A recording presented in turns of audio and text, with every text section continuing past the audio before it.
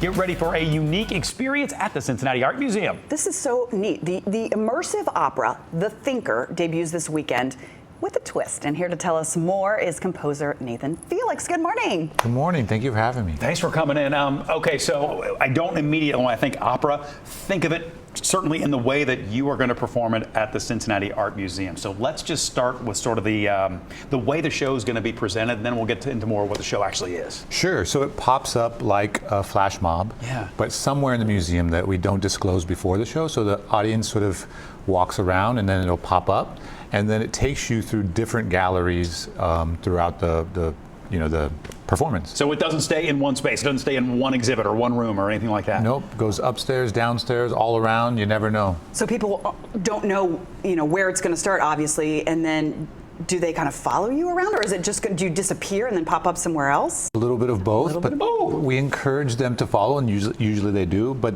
they're in the action too. So the opera singers are right next to them at times, or they come into their space and they're this close. That is such a neat concept. It is. Tell us about the show itself. So it's called The Thinker, and it's in tandem with the Rodin exhibition at the Cincinnati Art Museum. And I wrote a story about this exhibition he did with Monet in the 1880s. And it's a very salacious opera story because it talks about the 3 different loves of his life that are fighting over him. I like that. So you are known for this kind of guerrilla style of presentation. You've done this, excuse me, kind of thing before.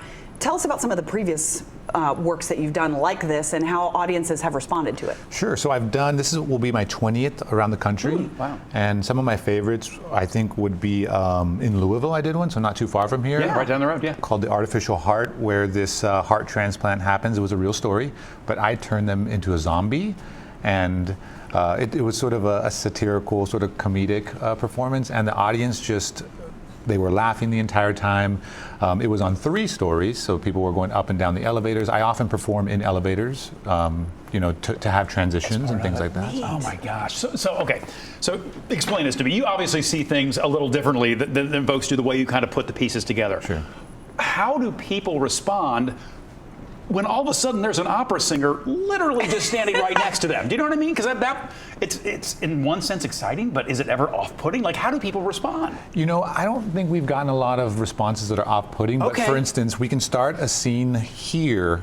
Let's say we're sitting here, and the opera singers, they're supposed to maybe sit on this desk. So you'll be singing, you'll be sitting here watching, and you'll have this opera singer come towards you, and you're like, oh my God, and they'll sit right here, and then you're in the action. Then the strings might circle you, so you never know what you're going to get when you come, which is the fun part. That's really cool. And I think people are usually receptive to it. I want to make sure we get the details out there for people. Is there one performance this Friday, or are there multiple, or? Just one. Just one. So tell us all the details so we can get there. So it's Friday at the Cincinnati Art Museum, and I think they open the doors like at 6:30, but the performance pops up sometime after that. But they just told me that it's sold out. Oh, it is. Oh, it is. But that's a good problem to have. It's a great problem to have. Now, I don't know if that means you can't get tickets online. You can show up at the door. Not sure. So maybe if someone was interested, they could call the museum. Or maybe there's a waiting list or something. Or like you said, maybe you can. If they say just show up. So awesome. Nate, I'm fascinated by it. I'm fascinated. This has been great, man. Thank you. Really, really appreciate you. You all can be my guest if you'd like. Oh, you're so sweet. Thank you. Room for you if you're interested. Okay. Thank you. Because I know you have a background in theater. I read all about you, and you're a playwright as well. Yeah, so wonderful. Maybe I can interview y'all one day. There you go. We'll flip it around. We're not nearly as interesting as you, but we'll try. I know. Gosh. Thanks again for coming and breaking the leg. Have so much fun.